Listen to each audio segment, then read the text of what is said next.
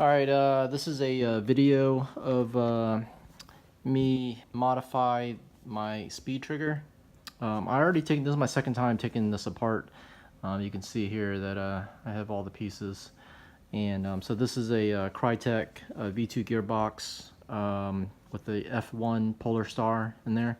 I've already taken the Crytek trigger out before and installed a speed trigger. However, the speed trigger is great. I really like it. It's definitely a lot better, but you can still see that the amount of distance to pull the trigger is still, it's not bad, but like it's right there. I mean, I can pull the trigger pretty fast, but I want to make it even better. I want to make it like a hair trigger.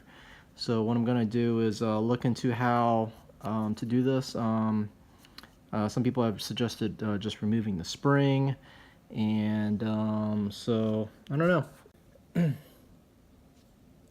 All right, so I took my trigger out and just to try to examine like how this thing works. But basically, it pushes in this little white piece right here. When you push it in, that's what basically makes the shot go off. So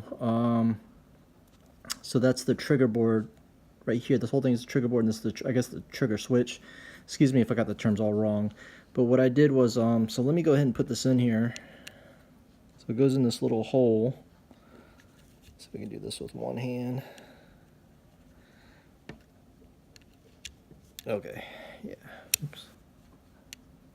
All right, so I have the trigger in there, and if you can listen you can see that when I move this forward, it's going to hit that white switch and it's going to make a noise because I've already hooked up the battery over here. So you hear that?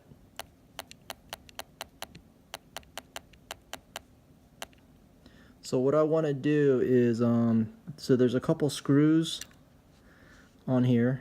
So if I use a pencil here, there's a screw that goes out this way, and there's a screw that goes out this way. So with both of those, I'm going to put this back in here, and I'm going to adjust the screws so that it's right in really close to the switch, and then I can only modify it so that it only does a little bit of movement to make the switch activate. I'm also this is the safety right here. I'm pretty sure this is what it is, but so I think when it's in there's this plate that moves this thing forward.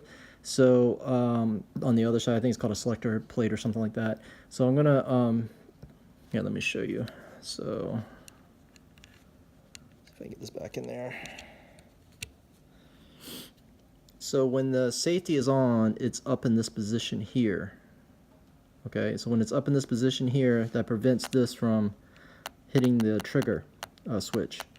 So the thing is that when you move the trigger closer to the trigger switch, this is going to be hitting this part right here. I don't know if you can see that. So what people are saying is that I've actually never seen anyone do it in the video. I just heard them talking about it. But we can shave this down so that I can try to see if I can get the safety to work along with shortening the trigger pull here. All right, so so what I did was I adjusted the. I don't know if you can. You probably can't even see it. Let me see if I can get. But there is a. It's hard to see, but there's a screw right here, and then I put a small. I made it so there's a small gap here, and then the other screw that's here is a very, very tiny gap, and I don't have it. I'll try to demo this. I might make it even more fine-tuned or more sensitive, but right now you can see that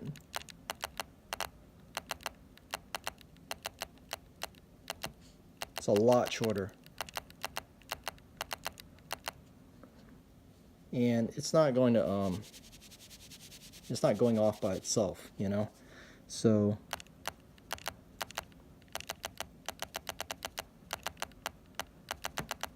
I might make it that. I can even, what's cool about the speed trigger is I can even make it more sensitive, but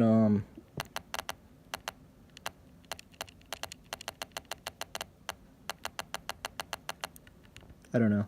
So I might just leave it, it's sitting there kind of loose. So I might make it, I don't know, I might make it a little bit more sensitive. I'm not sure. But anyway, basically I'm pretty close to getting it done. And then I'm going to, I have to figure out how to take this safety lever off, and I'm going to use a Dremel and just cut this down so that, you know, so I can have the safety working. So I'll have to figure out how to do this. But anyway, I'm pretty close to getting it done, so I'll be back. All right, so I have filed down the safety. Basically, I just took some off the edge here. I'll just show you.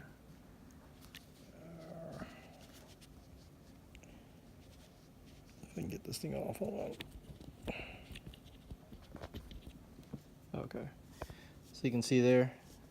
So I just trimmed some off the edge here, and this was the spring that was. So I just got to install the spring back, and I think it's pretty simple. So let me put this back. You can see that.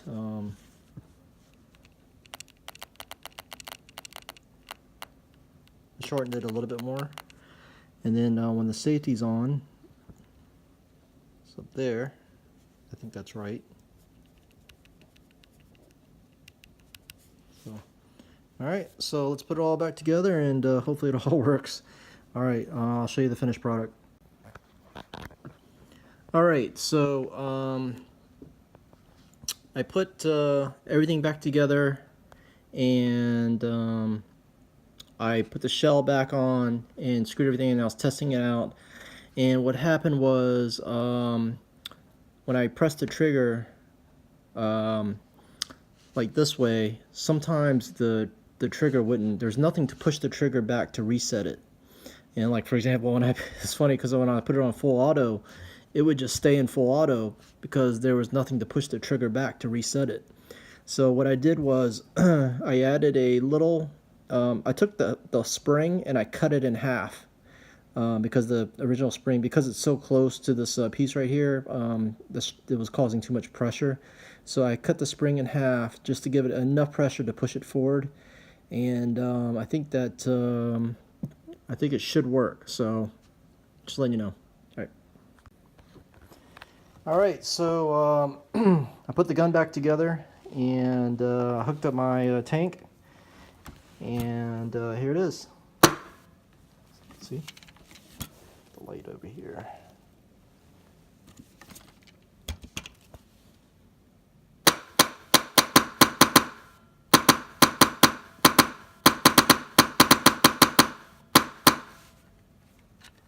Safety. Safety works.